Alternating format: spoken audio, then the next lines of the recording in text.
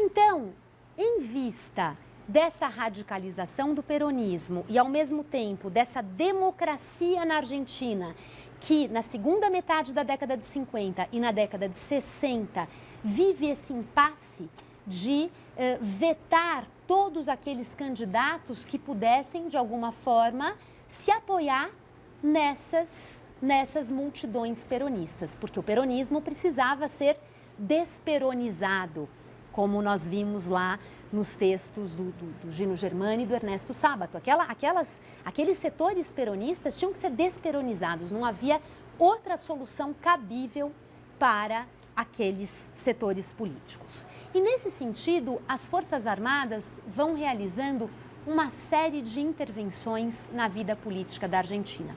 Haviam realizado em 1930, já contra o Hipólito Yrigoyen, como nós vimos, realizou em 43 através da GOL contra os militares que estavam no poder, e a GOL que então instaura esse governo de direita e que traz o Perón à cena política. Haviam também intervindo na vida política em 55 para depor o Perón e novamente em 1962 para depor o presidente Arturo Frondizi da União Cívica Radical, porque se considerava que ele não estava respondendo àquela situação de pressões, de desordem, de anarquia. Então também o Arturo Frondizi é deposto.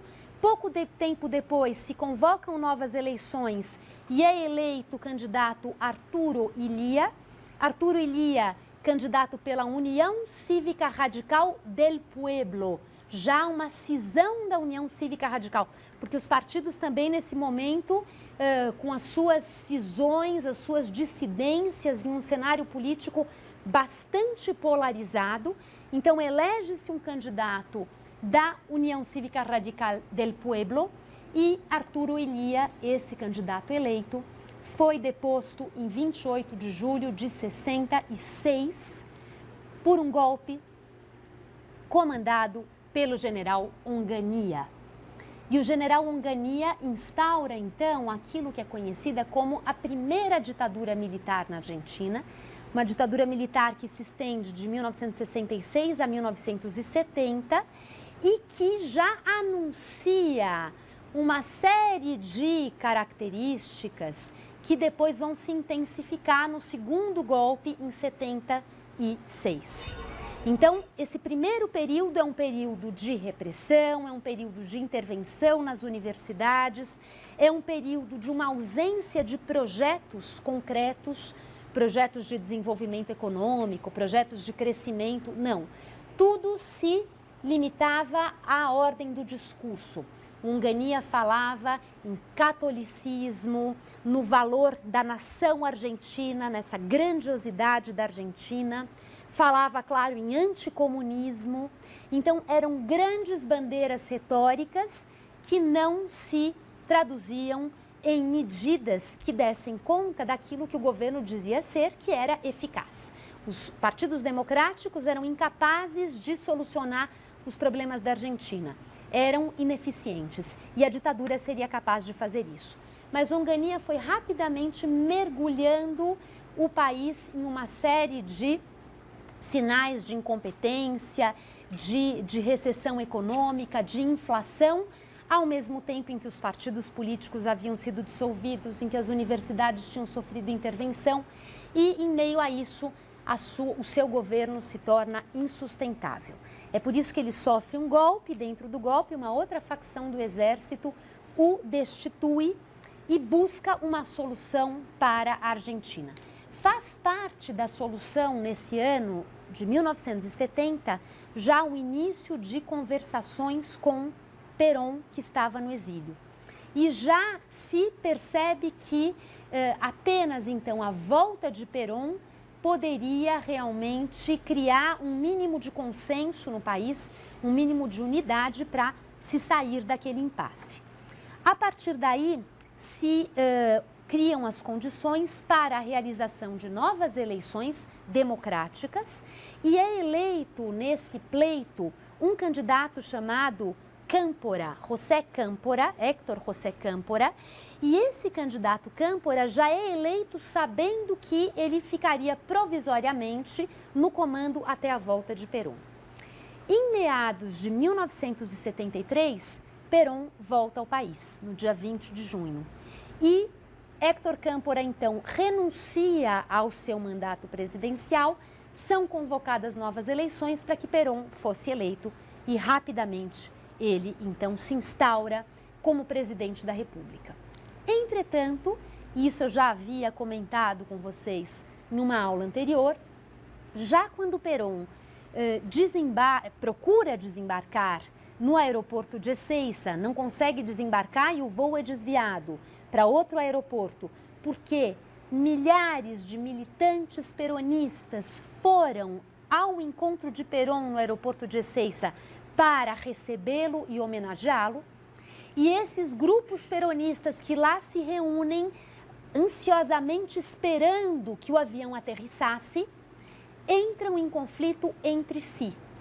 E também a polícia interfere e reage àquela multidão com claros sinais de desordem, de confronto, enfim, de uma desordem pública. E, no final das contas, esse episódio de 20 de junho representa um momento já de grande violência em que os peronistas não se reconhecem entre si, em que as autoridades aproveitam um ensejo também para perpetrar violência e silenciar um pouco aqueles grupos.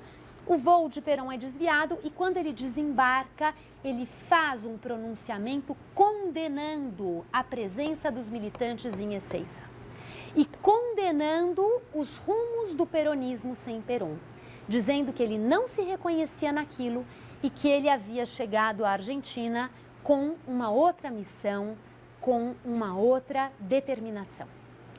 Ou seja, Perón deixa claro que ele não embarcaria na rota de radicalização dos peronistas, mas que, pelo contrário, ele falaria em nome da restauração da ordem, da restauração dos padrões de normalidade.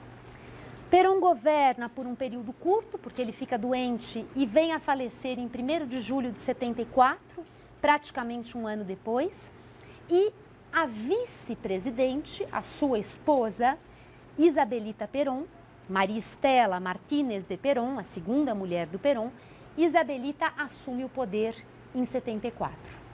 Ao assumir o poder, o país está profundamente polarizado, esses grupos de esquerda atuantes, a direita cada vez mais reclamando uma solução que interrompesse aquele movimento crescente de desordem, e essa direita se aglutina em torno da Isabelita Perón.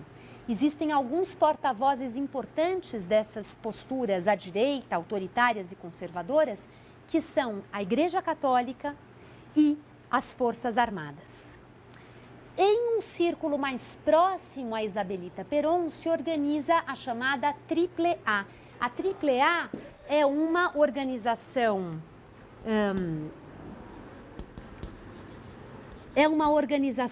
paramilitar que já coloca em prática uma série de medidas repressivas, que vão ser depois levadas realmente ao cabo, que vão encontrar sua plenitude durante o regime militar. É por isso que hoje vários autores consideram que, na verdade, todo o aparato ditatorial na Argentina já começou a ser estruturado em 74, 75, durante o governo da Isabelita Perón. Existe um filme maravilhoso que mostra a história de um rapaz que já assassina gente em nome da AAA. Fernando, depois a gente tenta lembrar, que é um filme extraordinário, enfim, sobre um rapaz que perde a sua mulher jovem assassinada por um sujeito que matou a mulher por razões passionais pessoais, mas que já atuava em nome da AAA e, enfim, mostrando um pouco esses bastidores de uma violência crescente durante o governo da Isabelita. Isabelita contava com um grande mentor chamado José López de la Rega, conhecido como El Brujo, e esse homem teria sido o responsável por criar o aparato da Triple A. Ou seja, o governo de Isabelita Perón é um governo que já pende para soluções violentas, soluções autoritárias e, ainda assim, a polarização, as tensões não param de crescer e Isabelita é derrubada em 24 de março de 1976 por um golpe militar que instaura uma relativamente longeva ditadura. Eu digo relativamente, essa ditadura vai de 76 até a eleição, as coisas já, enfim, um pouco antes, mas a eleição do Raul Alfonsín em outubro de 1983. E eu digo relativamente porque, só para lembrar aqui que, por exemplo, países como o Paraguai tiveram a ditadura, como no Paraguai a ditadura do Stroessner, que durou décadas, né, que teve início em 1954. Então, há ditaduras que levam décadas. Aqui, a da Argentina, entretanto, é uma ditadura que tem início com a tomada de poder por parte de uma junta militar chefiada pelo governo de Videla. Desse general que, como eu disse a vocês, em 85 foi condenado à prisão perpétua.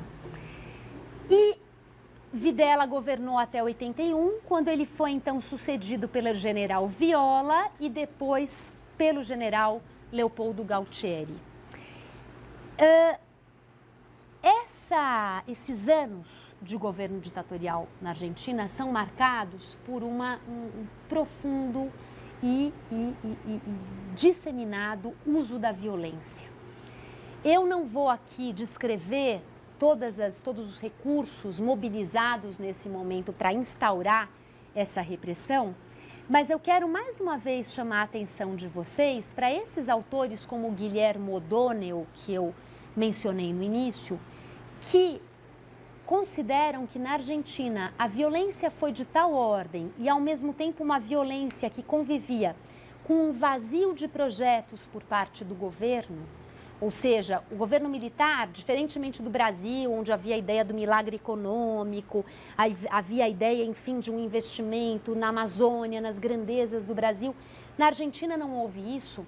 Então, o vazio acompanhado dessa aposta sem precedentes na violência fez com que a violência na Argentina se difundisse para o microcosmos, para além daquele aparato criado realmente pelo governo. Qualquer pequena autoridade se sentia autorizada a fazer uso da violência. E com isso, os assassinatos, os desaparecimentos, as torturas acabaram acontecendo em porões, em situações que extrapolavam o controle do governo.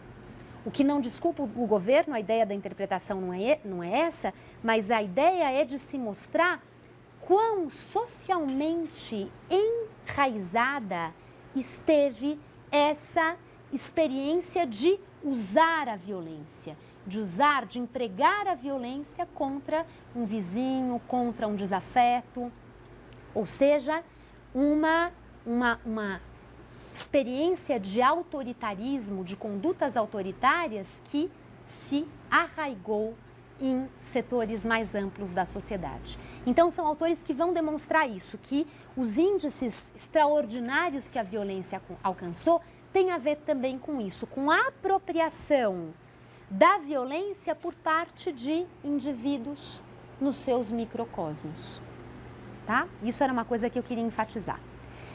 Bom, não vou repetir aqui, não vou entrar em detalhes a respeito daquilo que caracteriza as relações desse regime ditatorial com a universidade, com o poder judiciário, com os partidos políticos. São coisas que vocês podem pesquisar depois. Eu queria concluir essa breve apresentação a respeito da Argentina mencionando que Esse vazio de soluções encontra o seu ápice no ano de 1982, quando então os ditadores argentinos tentam uma última cartada, que foi a cartada da Guerra das Malvinas.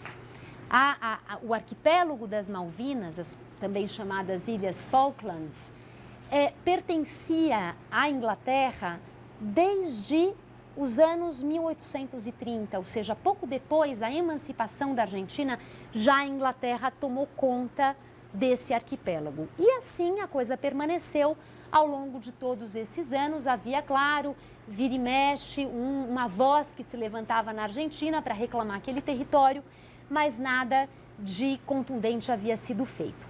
Os militares, então, encontram o projeto de reconquistar as Malvinas das mãos imperialistas, das mãos imperiais britânicas, uma forma de reacender o sentimento nacionalista na Argentina. E assim é que a guerra tem início em abril. De fato, a sociedade argentina responde de uma forma muito veemente a essa conclamação, a uma causa nacional. Então, os jovens soldados que foram enviados para lutar nas Malvinas recebiam doações e as senhoras, então, procuravam criar redes para apoiar esses jovens soldados.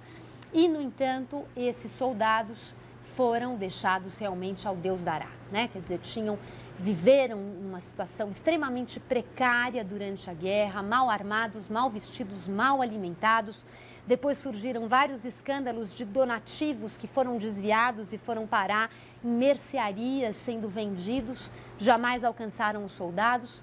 Por sua vez, a Inglaterra, que também vivia uma crise política, sob a batuta da Margaret Thatcher, encontrou ali a oportunidade de, enfim, de afirmar o seu vigor e não poupou esforços para estraçalhar os argentinos, né? A resposta britânica foi uma resposta muito virulenta e em poucos meses a guerra estava ganha.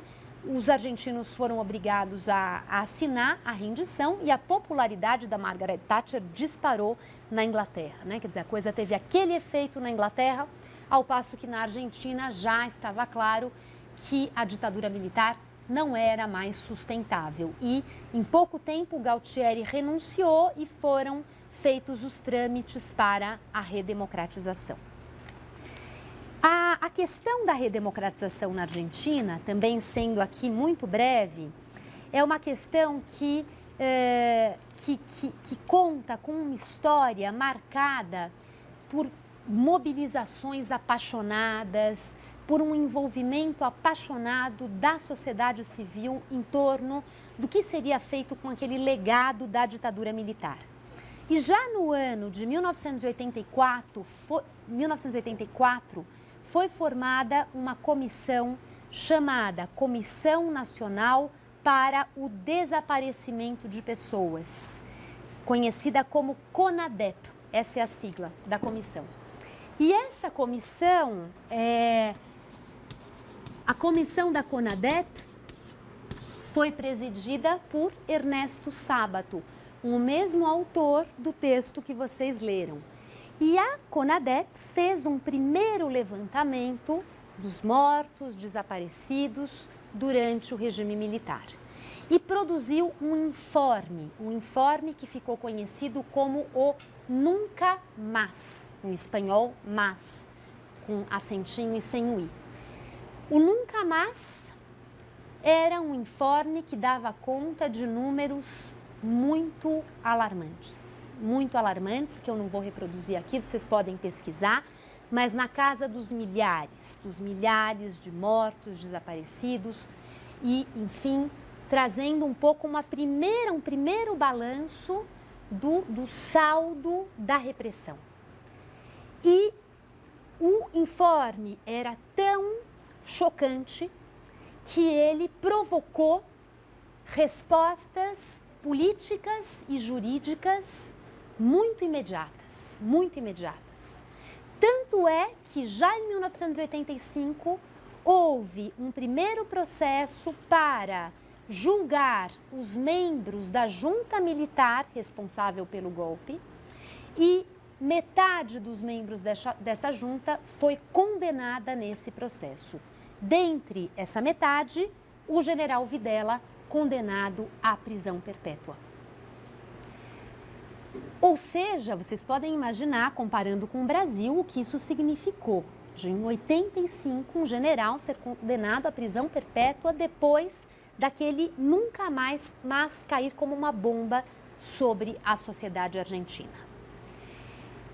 Isso também, é claro, gerou reações entre os militares, especialmente entre os militares de baixa patente que diziam: mas nós cumprimos ordens, nós estávamos a serviço, nós não tivemos escolha.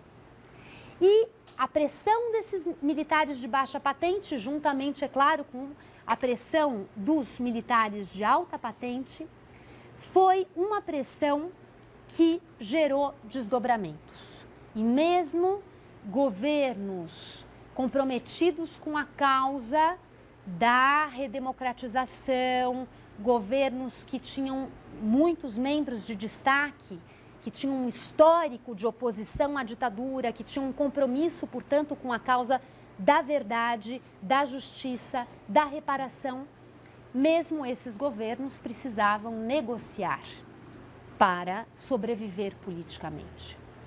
E essa negociação com forças armadas, opinião pública, resultou na promulgação de uma lei no final de 1986, conhecida como a Lei Punto Final.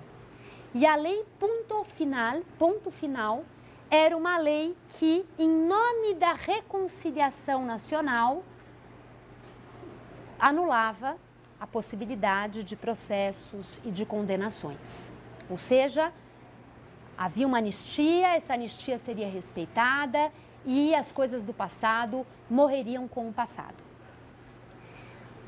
Ainda assim, havia militares inquietos. Na Páscoa do ano de 1987, houve um motim militar que resultou em novas negociações e no mês de julho, uma nova lei foi promulgada, conhecida como a Lei da Obediência Devida, ou seja, a obediência devida.